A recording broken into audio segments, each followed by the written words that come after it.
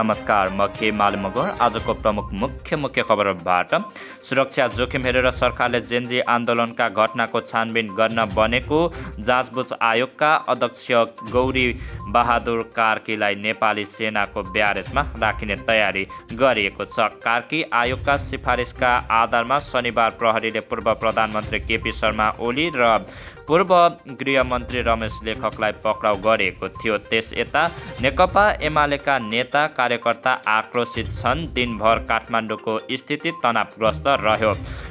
यही कारण सुरक्षा जोखिम हेरेर कार्कीलाई सेनाको ब्यारेजमा राखिने तयारी गरेको स्रोतले बतायो। यस्तै उनको भक्तपुर गुन्डु स्थित निवासमा पनि बाक्लो सुरक्षा पहरा लगाएको छ। आजको यो छोटो रिपोर्टबाट म बिदा हुन्छु। सबैलाई नमस्कार।